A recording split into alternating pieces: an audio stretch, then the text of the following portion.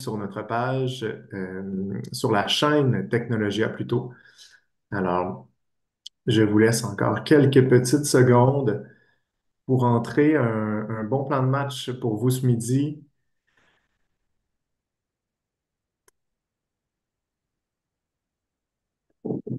Merveilleux, ça augmente encore un petit peu.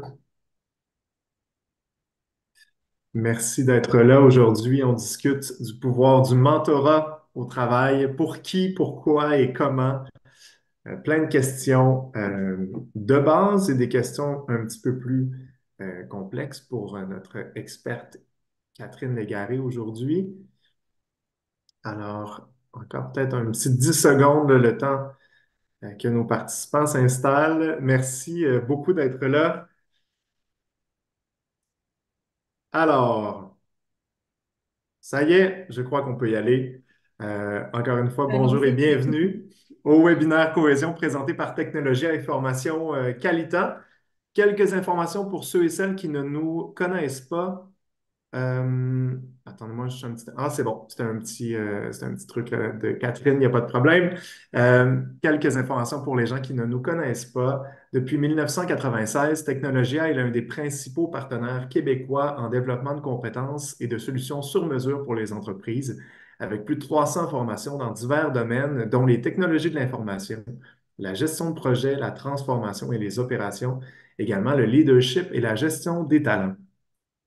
Nos collègues chez Formation Qualitan, qui est aussi un grand expert québécois en développement de compétences et de conception de formation e-learning, qui se spécialise dans les secteurs de l'efficacité des habiletés professionnelles et personnelles, comme la gestion du temps, des priorités et des documents, l'efficacité et habiletés numériques, comme la bureautique, les outils Microsoft et Google, et également l'amélioration des processus et de la productivité. Pour plus d'informations, n'hésitez pas à vous rendre sur le www.technologia.com ou encore au www.formation avec un S, trait d'union, qualitan.ca ou encore appelez-nous. Ça fait toujours plaisir. Le pouvoir du mentorat au travail, pour qui, pourquoi et comment. Le mentorat est un processus enrichissant pour le mentor et le mentoré et leur organisation, sous réserve de définir un cadre qui précise les parties prenantes et les objectifs visés. Le mentorat a le potentiel, entre autres, de favoriser l'acquisition de compétences, d'accroître la motivation des équipes et de faciliter l'intégration des recrues, à condition de structurer l'expérience des mentors et des mentorés. Pour libérer tout le potentiel du mentorat, il convient de définir les objectifs, un cadre temporel, des ressources et des suivis. On en saura donc un peu plus ce midi sur les clés pour réussir l'implantation d'un programme de mentorat et assurer motivation et engagement des mentors comme des mentorés. Pour en discuter, j'ai le bonheur de recevoir aujourd'hui Catherine Légaré, cofondatrice et présidente d'Hello Mentorat. Catherine a fondé Academos il y a 20 ans, une solution numérique de mentorat aidant les jeunes à s'orienter professionnellement. Elle détient un doctorat en psychologie et a enseigné le design et la coordination de programmes de mentorat à l'UQAM. C'est une experte en mentorat reconnue à la grandeur du pays. Bonjour Catherine. Bonjour. Merci beaucoup d'être là avec nous. On a tout un plan de match ce midi. Parcourir l'ABC du mentorat, mais aussi des questions un petit peu plus complexes.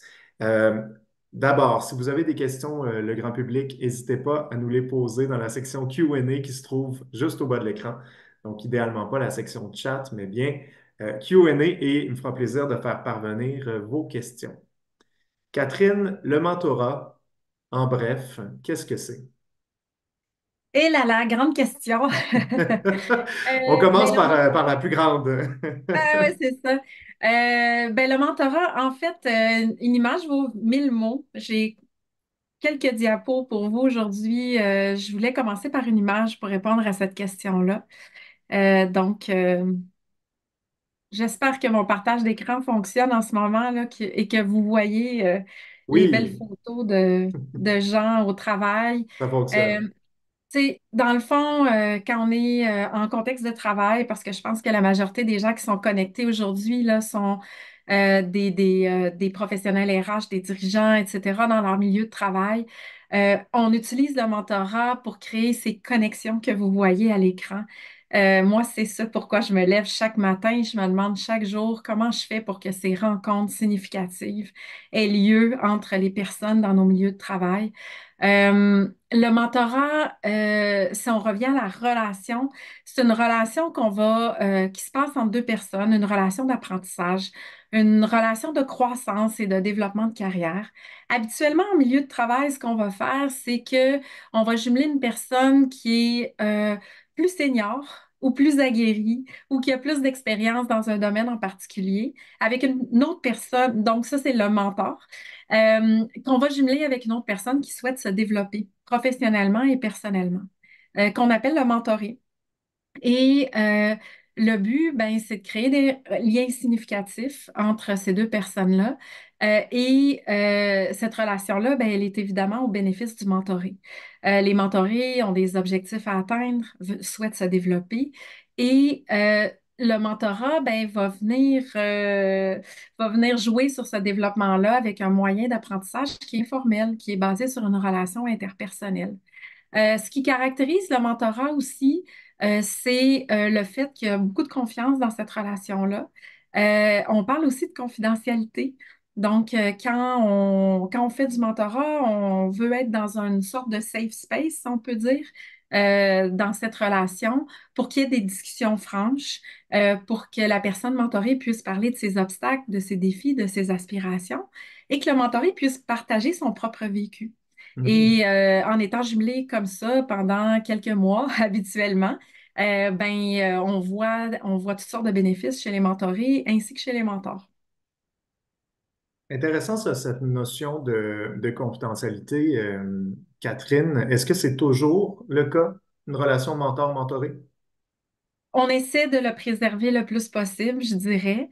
Bien Mhm. sûr, en milieu de travail, parfois, il y a des défis où il pourrait y avoir des situations qui imposent un bris de confidentialité. Par exemple, lorsqu'on accompagne des programmes de mentorat pour des professions réglementées par un ordre professionnel, s'il y avait un quelconque danger pour un patient, un client, quelque chose comme ça, les gens, c'est le code de déontologie qui va primer là, dans le Mhm. jumelage, donc il pourrait y avoir un bris de confidentialité.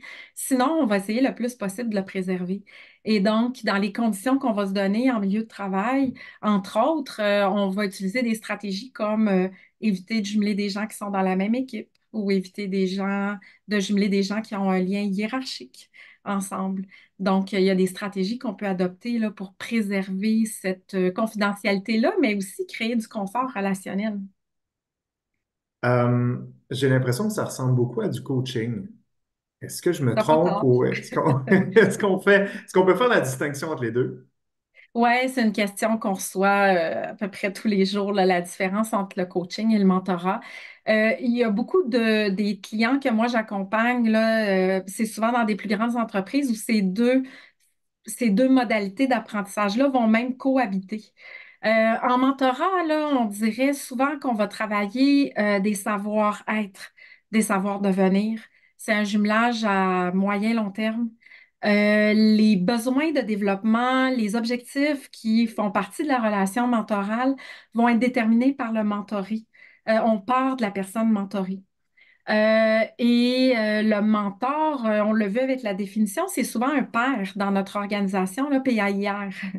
En Mhm. coaching, pour les personnes qui connaissent le coaching, on est dans un univers un peu différent. Les coachs sont la plupart du temps certifiés, c'est leur métier. Il y a une question d'honoraires aussi en coaching et d'attente de résultats. Quand on est jumelé avec un père en mentorat, on n'a pas les mêmes attentes de résultats et c'est souvent soit bénévole ou intégré au travail de la personne qui est mentor. En coaching, c'est souvent une relation tripartite. Si vous avez eu du coaching au travail, probablement que votre superviseur a été impliqué dans les objectifs de développement. C'était peut-être en lien avec votre évaluation de performance annuelle. Donc, les attentes de résultats, le focus qui est mis davantage sur le développement de compétences en coaching, la durée qui est souvent plus court terme, euh, en fait une relation qui est différente. Après ça, on tombe dans les zones grises, hein. Ces deux relations d'apprentissage, ces deux relations où la personne qui est accompagnée se développe. Les coachs écoutent énormément, posent des questions, les mentors font ça aussi. Donc, c'est ce qui peut expliquer que ces relations-là vont être confondues parfois là, en milieu de travail. Qu'est-ce qu'une entreprise vient chercher ou veut obtenir pour se tourner vers le mentorat bien souvent? Il y a plusieurs objectifs qu'on voit. Je vais repartager mon écran. Mhm. J'avais du contenu là-dessus à vous partager. Euh, donc, tu sais, ce qu'on voit beaucoup, euh, ce qu'on voit beaucoup dans les entreprises en ce moment, c'est ce que vous voyez à l'écran. Euh, dans les dernières années, là, les programmes de mentorat, ils visent beaucoup les objectifs qu'on voit à l'écran. Donc, ce qui est en haut, c'est écrit leadership. C'est beaucoup de mentorat utilisé pour développer les gestionnaires, les leaders dans les organisations. Euh, c'est soit attaché à des programmes de gestion de la relève. Parfois, ça va être attaché aussi à des programmes de formation des leaders ou des cadres. Parfois, c'est utilisé seul aussi. Donc, l'idée, c'est de jumeler nos nouveaux cadres ou nos gens euh, qui ont une transition de poste, par exemple, qui passent de professionnel à cadre, de permettre à ces gens-là d'être jumelés avec des gestionnaires aguerris, plus aguerris, pour travailler sa posture de professionnel cadre, développer toutes les compétences, prendre du recul aussi par rapport à la prise en main d'un tel poste. Et ça peut être pour progresser aussi en tant que cadre. Ensuite, vous voyez ADI, là, son Yvan sens horaire. Euh, Ça, c'est équité, diversité et inclusion. Donc, on voit de plus, c'est une tendance qui est venue des États-Unis, mais on la voit de plus en plus au Canada et au Québec. Donc, d'utiliser le mentorat pour favoriser la diversité et l'inclusion dans les organisations. Souvent, ça va faire partie d'une stratégie qui est plus large, là, ça ne sera pas utilisé seul. Mais dans l'ADN du mentorat, il y a beaucoup de facteurs qui font que ça va favoriser euh, ça va favoriser le succès des stratégies d'EDI en entreprise. Le fait qu'il y ait des liens significatifs, le fait qu'il y ait ce safe space dans les Hmm. discussions mentorales, le fait qu'il y ait beaucoup de réciprocité aussi en mentorat, ça va contribuer. Donc, il y a une recherche qui a démontré aux États-Unis là, que les entreprises qui ont les stratégies d'EDI les plus performantes ont habituellement une composante mentorat dans ces stratégies-là. Ensuite, on voit l'intégration des employés. Donc, ça peut être du mentorat qui s'apparente à du parrainage ou à des body systems là, qu'il y a dans certaines entreprises. Donc, utilisé pour réussir l'intégration des nouveaux employés. Donc, on parle de apprendre la culture organisationnelle, se repérer dans une organisation. Donc, on en voit dans les grandes organisations, mais on en voit aussi beaucoup dans le milieu de l'éducation, là. On a entendu beaucoup parler des enseignants, des nouveaux enseignants qui arrivent en poste et tout ça. Il y a beaucoup de mentorat en ce moment dans le milieu de l'éducation. J'ai mis mentorat au féminin parce qu'il y a beaucoup de programmes de mentorat qui s'adressent aux femmes. C'est un mélange de leadership et d'EDI, souvent. Donc, on veut briser les plafonds de verre, faire en sorte qu'il y ait plus de femmes qui prennent des postes de leadership dans les organisations et on accompagne ces femmes-là. Et le dernier, ben, c'est le développement professionnel dans sa globalité. Donc, quand on Hmm. accompagne soit nos gens à avoir des mouvements internes pour prendre des postes ou tout simplement à devenir plus aguerris dans les fonctions qu'ils occupent. Donc, c'est souvent les visées que les entreprises vont avoir pour mettre en place du mentorat. Puis, les avantages concrètement d'une entreprise ou d'un employé d'être mentor, bref, de mettre en place un programme de mentorat et surtout comment est-ce qu'on peut en calculer les impacts. J'imagine que ça, c'est un petit peu plus compliqué, non? Ouais, c'est plus compliqué. C'est sûr qu'on va reparler tout à l'heure là, de comment mettre en place du mentorat. Mhm. Il faut se prévoir des modalités d'évaluation, là, bien entendu. Mais comme beaucoup de programmes comme ça, c'est parfois difficile d'isoler que c'est le mentorat qui a fait la différence versus d'autres choses. Mais il y a quand même des données qui existent sur les retombées du mentorat. Je vous en ai apporté quelques-unes. J'espère que vous voyez bien là, Oui. à distance là, que c'est assez gros. Par exemple, en entreprise, là, il y a une enquête qui a été publiée dans Harvard Business Review qui montre que les gens s'approprient plus rapidement à un nouveau poste lorsqu'ils ont un mentor. Ensuite, qu'est-ce que je vous ai mis? C'est la satisfaction au travail des gens qui ont un mentor. Donc, il y a des bénéfices pour les personnes et il y a des bénéfices également pour l'organisation elle-même.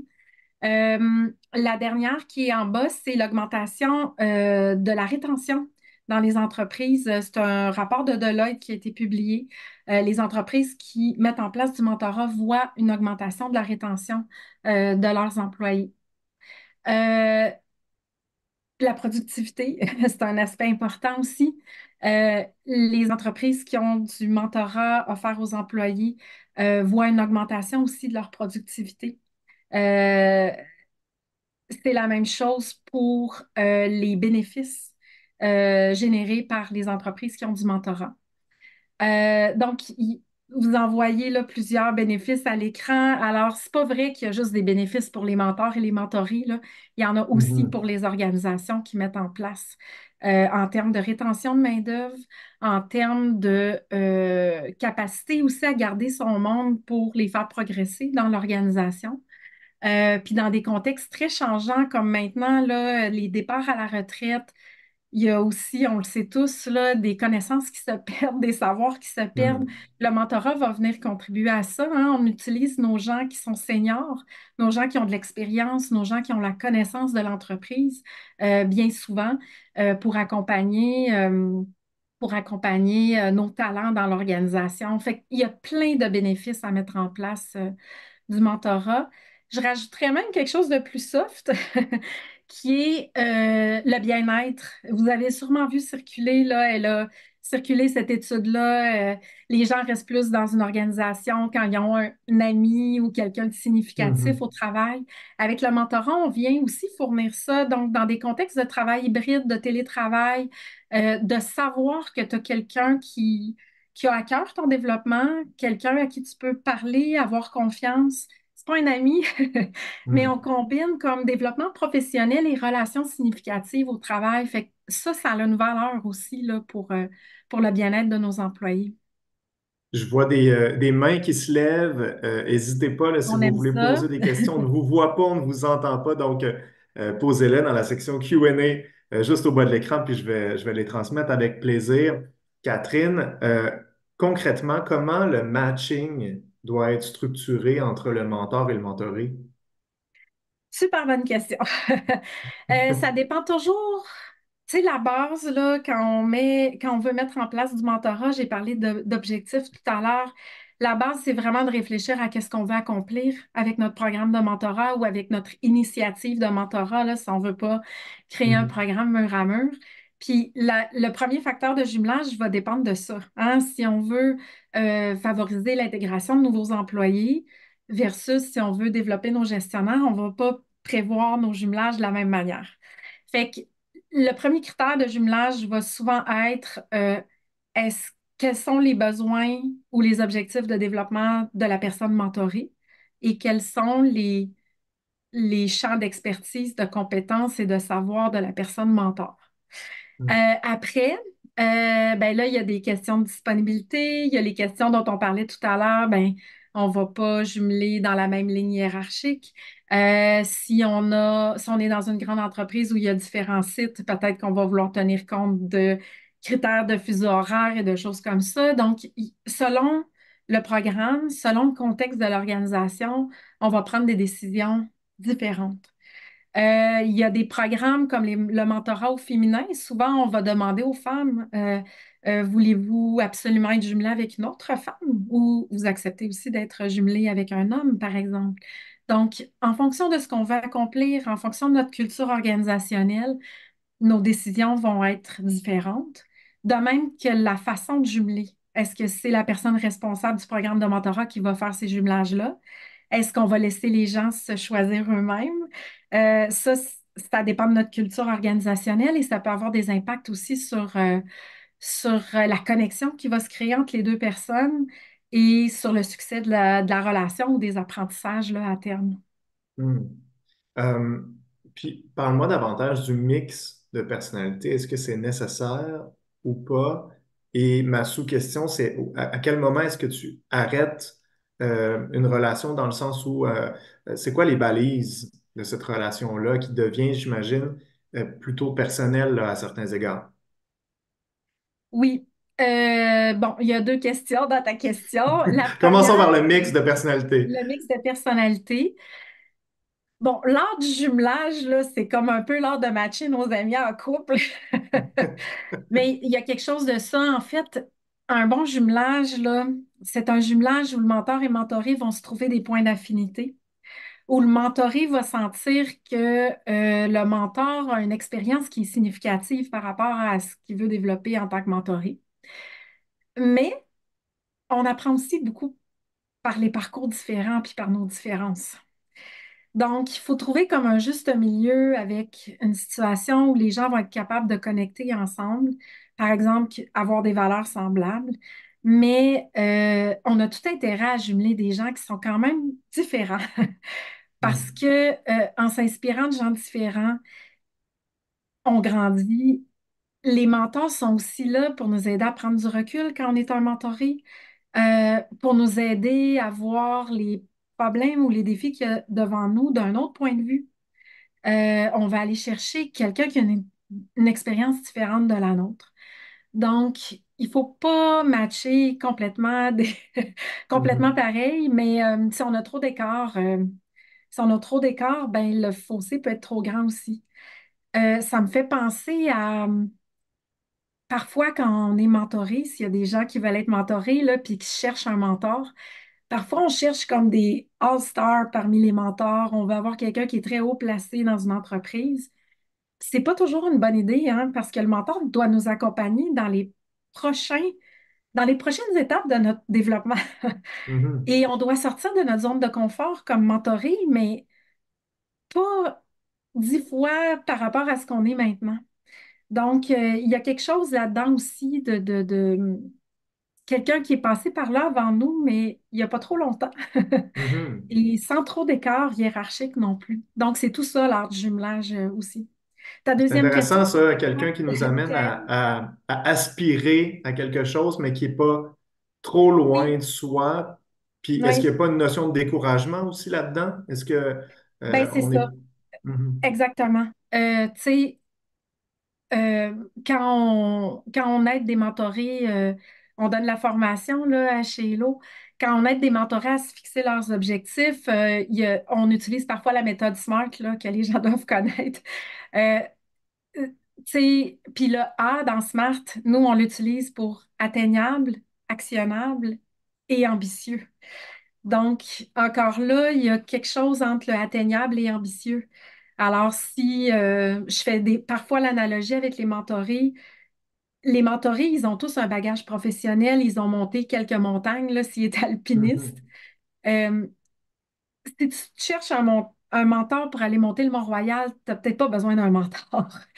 Tu es peut-être capable tout seul, donc c'est pas un bon projet de mentorat, mais si ton prochain défi, c'est d'aller monter le Kilimandjaro, d'avoir un mentor qui l'a fait avant, ça va t'aider. Mais Mhm. peut-être que l'Everest, ça va être too much pour ta prochaine étape. Puis même avec un mentor, ça sera inatteignable. Donc, il faut peut-être que tu passes par le Kilimandjaro d'abord. Donc, il y a un peu de ça dans le mentorat puis dans le jumelage. Ta deuxième question C'était était en lien avec les balises de cette relation-là. oui, donc les balises, ben, on les fixe en donnant une structure à l'expérience de mentorat qu'on crée dans notre organisation. Il y a des éléments à tenir en compte. Euh, il faut en donner des balises. Les mentors et les mentorats ont besoin de le savoir, hein. Les mentors, si demain matin vous proposez dans votre organisation à vos gens de faire du mentorat, les personnes qui vont lever la main pour être mentor, ils vont vous demander, c'est sûr, combien de temps je vais faire ça, combien de fois je dois avoir mon mentoré, qu'est-ce que je dois faire Mhm. et comment tu vas m'accompagner pour le faire. Les Ouais. mentorés vont probablement poser la même question. Donc, quand on veut mettre en place du mentorat dans notre organisation, il faut créer une expérience, structurer l'expérience. Et ces balises-là, ils viennent aussi avec la formation, idéalement, qu'on va donner à nos mentors et mentorés. Ça permet de comprendre le rôle, ça permet de comprendre ses responsabilités, ça permet de comprendre de quoi devrait avoir l'air une relation de mentorat. Mhm. Puis ça met les balises aussi sur la fréquence des rencontres, le lieu des rencontres, ce genre d'éléments-là, là, Mhm. qui vient soutenir les jumelages qu'on a fait. Parce que ça doit se passer, j'imagine, strictement sur le lieu de travail, là. Est-ce que je me trompe? Les rencontres habituellement doivent se faire en contexte, de travail, non? En Je, contexte de je te vois faire travail, non. ben, en fait, la majorité vont se passer en contexte de travail, mais moi, j'ai eu des super rencontres de mentorat en allant prendre une marche. OK. Alors, tu sais, c'est pas nécessaire. Tu sais, avoir une bonne discussion qui t'amène à prendre du recul comme mentoré, c'est pas nécessairement devant une table de travail là, que tu l'as. Hein, ça Mhm. peut être en visitant le lieu de travail de ton mentor, en allant assister à une présentation de ton mentor et en débriefant après, en allant prendre une marche sans avoir de papier puis de contexte de travail. Donc, on, on- on peut jouer avec ça en mentorat, mais bien sûr, probablement que 75% des rencontres se passent sur Teams ou assis quelque part dans un bureau ou un espace commun au travail, là, tu sais. Mhm. Mhm. On a des questions, Catherine. Super. Si en tant qu'employé, nous aimerions être mentorés, que ce n'est pas dans la culture d'entreprise pour le moment, comment et de quelle façon initier un tel programme auprès de la direction? Sinon, est-ce que des ressources externes existent? Oui. My God, quelle bonne question. Ben, si vous avez une personne ou un département ressources humaines, développement organisationnel, je pense que je m'adresserai à ces gens-là en premier, les gens qui ont à cœur le développement des talents, la formation. Si vous avez un responsable de la formation dans votre organisation, c'est des bonnes personnes à qui parler. Si vous avez une plus petite organisation puis que le lien direct, c'est le dirigeant, moi, je n'hésiterai pas à le demander. Bien sûr, vous pourriez vous trouver un mentor vous-même là, en approchant quelqu'un dans votre réseau sur LinkedIn ou quelque chose comme ça. Mhm. Mais si vous souhaitez que ça se passe en milieu de travail, je pense que le mieux, c'est d'amener une proposition. Demander à ces gens-là de regarder notre webinaire. Il va rester sur YouTube, j'imagine. Oui, exact. Euh, Sinon, nous, chez Hello Mentorat, on a un blog super bien garni avec beaucoup d'informations sur le mentorat. Ben, on va en reparler à la fin. Il y a des formations aussi offertes chez Technologia sur le sujet là, qui peuvent aider à voir qu'est-ce qu'on peut mettre en place dans notre organisation ou à comprendre le rôle d'un mentor, d'un mentoré. Je pense que de partir de là, ça donne des super bonnes pistes, là. Catherine, on disait que, bon, établir le mentorat, quand c'est pas nécessairement la culture d'entreprise, c'est peut-être une opération un petit peu plus complexe. On va voir les RH, on présente l'idée. Est-ce que justement, une fois que c'est fait, le mentorat, à l'inverse, influence la culture d'entreprise? Euh, ouais, ben, c'est sûr, après quelques années peut-être, là, ou quelques cohortes de mentorat, euh, ça peut l'influencer en fait parce que selon les programmes qu'on va mettre en place, je dirais définitivement si votre programme vise la diversité et l'inclusion dans l'organisation, ça va avoir des retombées, c'est certain. Sinon, sur le terrain, moi, j'ai vu des super belles histoires, là. Hier, j'ai été en formation dans une entreprise, puis c'était une formation pour mentors et il y avait, je pense, la moitié des mentors qui étaient dans la formation initiale de mentors, qui étaient des mentorés de cohortes précédentes du programme de mentorat. Donc, ces gens-là, ça leur a donné, non seulement ils sont toujours à l'emploi dans cette Mhm. organisation-là, mais le fait de recevoir du mentorat, ça leur a donné le goût de redonner aussi. Donc, on avait des mentorés qui avaient vécu l'expérience comme mentorés, qui là s'apprêtent à poursuivre. Donc, nécessairement, ça renforce la culture organisationnelle. Ça fait que au niveau de la rétention aussi, on a des gens qu'on retient pour les bonnes raisons. Ces gens-là sont même prêts à redonner de leur temps pour accompagner d'autres mentorés. Mhm. Alors, et des mentors vont souvent dire aussi, autant que les mentorés, il y a même des mentors qui vont dire, je suis un meilleur cadre, je comprends mieux mon équipe, j'ai développé des compétences qui me rendent un meilleur manager, par exemple. Donc, c'est sûr que c'est comme un cercle virtueux là, qu'on crée, mais pas après 6 mois de jumelage de notre première cohorte de mentorat, Mhm. là. C'est quelque chose qui se développe avec le temps.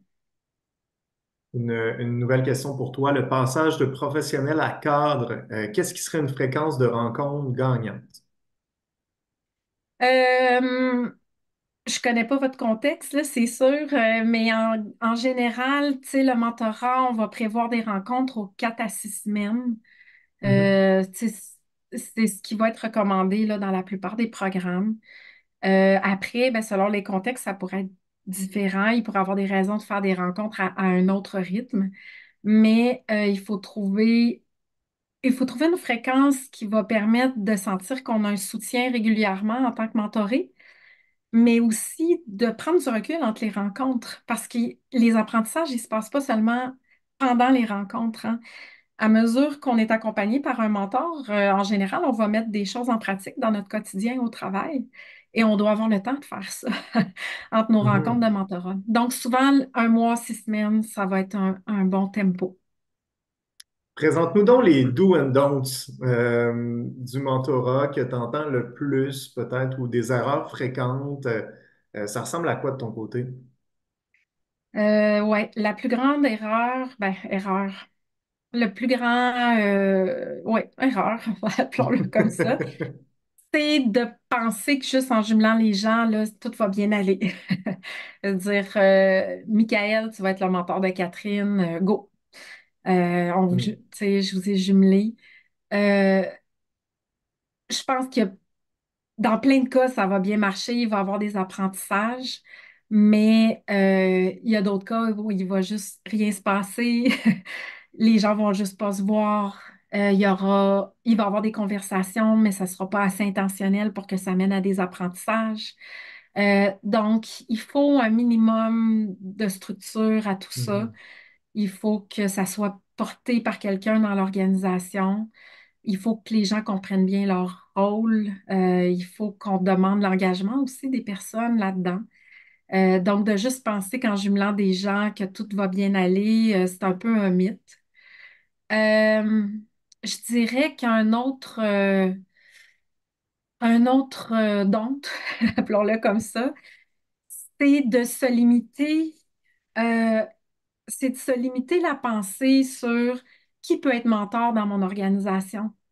Tu sais, de se dire que les mentors sont nécessairement des gens qui ont énormément d'expérience à l'intérieur de l'organisation, qui sont vraiment des modèles, qui ont un certain niveau hiérarchique.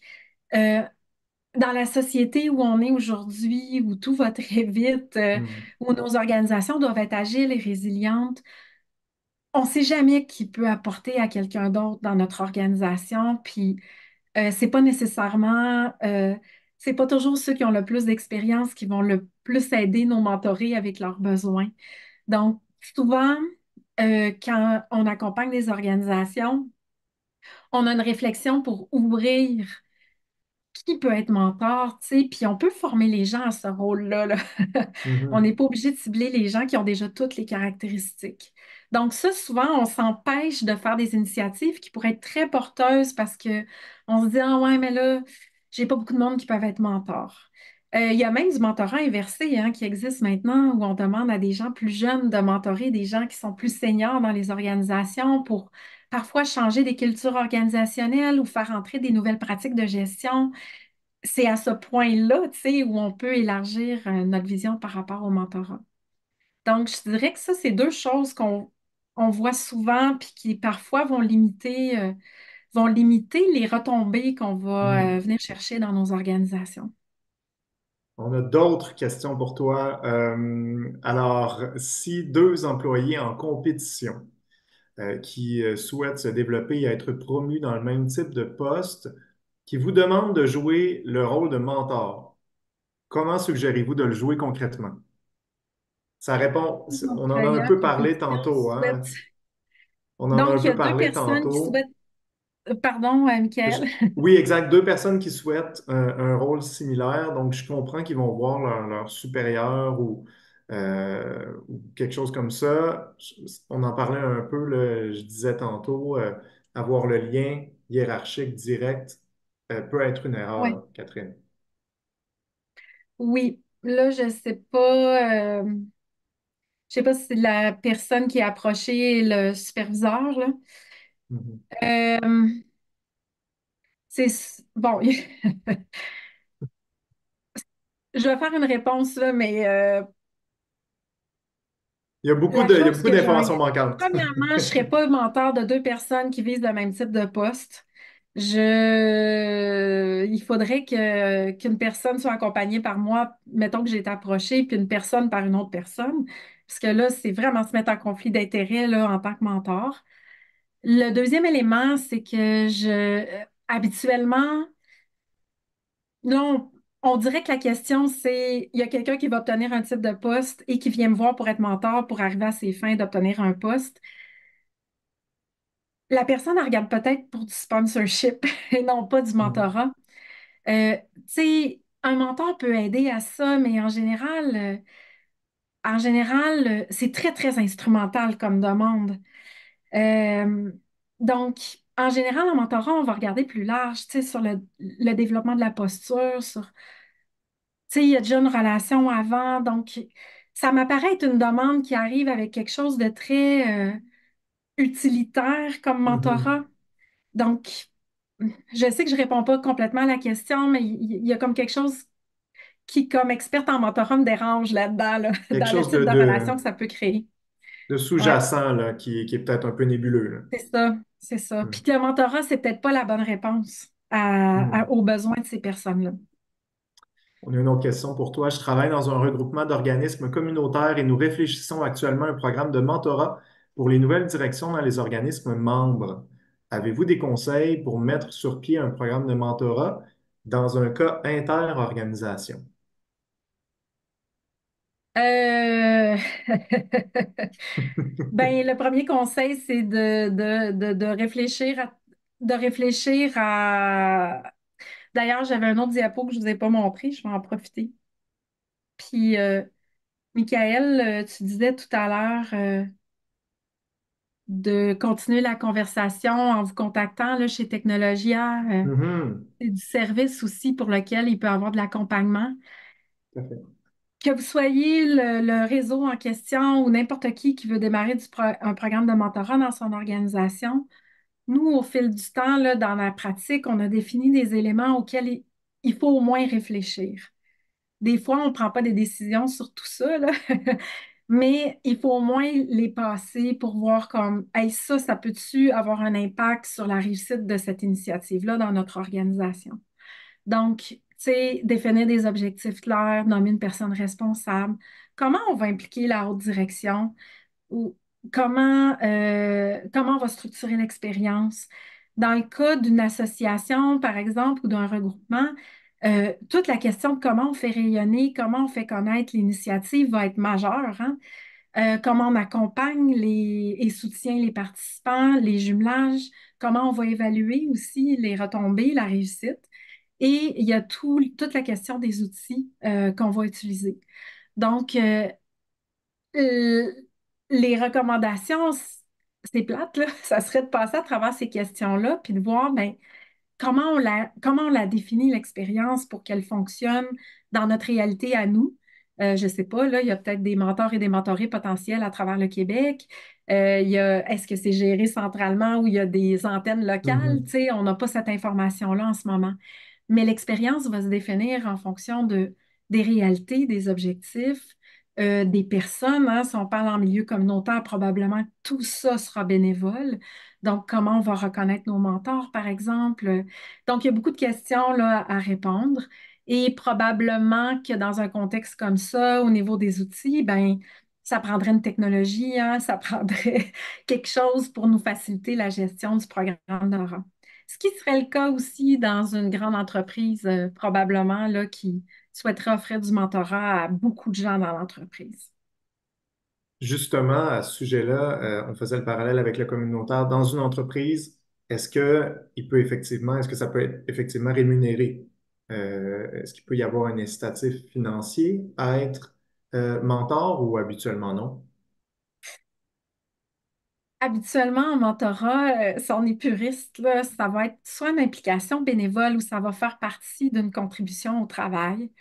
Si c'est pas bénévole, on va essayer d'éviter qu'il y ait, tu sais, Michael, tu es mon mentor, j'ai eu une rencontre avec toi, je te verse un honoraire. Mhm. Là, tu sais, on s'en irait peut-être plus dans le coaching puis dans les attentes de résultats, hein, quand il y a une transaction comme ça. Alors, en général, ça va être intégré à la tâche. Mais ça peut se manifester de toutes sortes de manières, là, comme dans les programmes pour cadres, souvent, ça va être intégré à la tâche des cadres. En milieu scolaire, ils vont libérer les enseignants qui sont mentors pour faire leur mentorat, parce que leur journée est déjà toute pleine en classe, hein. Mhm. Donc, ils doivent libérer. Alors, c'est pas une rémunération à l'acte, c'est davantage que c'est légitimé de prendre une heure pour faire du mentorat et accompagner quelqu'un d'autre. Donc, c'est plus comme ça que ça va se passer en général pour le mentorat. On voulait parler de technologie aussi ensemble. Est-ce que la technologie peut aider dans le cadre de l'instauration d'un programme de mentorat? Oui, tout à fait. Tout à fait, la technologie peut aider, que ce soit la base, là, se faire une bonne feuille Excel pour gérer nos jumelages, faire nos suivis, etc. Utiliser des outils qui nous permettent d'envoyer des communications régulières à nos participants. Mais il y a aussi des plateformes de mentorat, tu sais, ça va jusque-là. Comme nous, chez Hello, on a une plateforme qui peut vous aider à gérer votre programme de mentorat qui permet même aux gens de s'auto-jumeler. Donc, si on est ouvert à ça comme organisation, que, tu sais, si moi, je suis mentorée, je ressens des besoins de mentorat, je veux me développer sur des aspects, je peux aller fouiller dans une banque de mentors, trouver quelqu'un qui correspond à ce que je cherche, faire une demande de mentorat et être autonome dans ma démarche. Mais bien sûr, ça vient soutenir la gestion et l'évaluation aussi de comment va le programme, de qui est jumelé, pas jumelé, etc. Donc oui, surtout pour des grands programmes, là, comme en ce moment, on accompagne un programme où il y a plus de 2000 mentors et mentorés d'une entreprise internationale. Ils ne peuvent pas faire ça avec des feuilles Excel, là, on s'entend. Hmm. Alors, la technologie peut tout à fait jouer un rôle pour enlever de la charge à la personne qui s'occupe du programme. Hein, souvent, ce n'est pas la seule tâche de ces personnes-là. Ça va être un dossier parmi d'autres dans une entreprise. Alors, d'avoir les meilleurs outils, là, ça aide grandement. Parlons de la durée du mentorat, là, de cette période de mentorat. On a effleuré un peu la question tantôt. Ça devrait ressembler à quoi, en théorie? Encore une fois, ça dépend de notre contexte et Mhm. tout ça, mais ce qu'on voit souvent, c'est des durées de jumelage qui vont varier entre 6 mois et 12 mois. Il y a des programmes plus longs qui existent, rarement des programmes plus courts. Après, ben, tu sais, pour cibler entre 6 mois, 10 mois ou 12 mois, ben là, on revient à nos 10 ingrédients là, que j'ai montrés, quels sont nos objectifs, avec qui on travaille. Tu sais, si notre programme vise l'intégration, peut-être que c'est pas un an. Quand on travaille avec des gestionnaires où il y a beaucoup de savoir-être, de compétences à développer, ben, il y a des programmes qui durent plus d'un an. Est-ce qu'il y avait d'autres choses, d'autres sujets que tu souhaitais aborder, Catherine? Est-ce qu'il y a des slides J'en ai qu'on n'a pas? abordé beaucoup. Oui, Oui. c'est ça.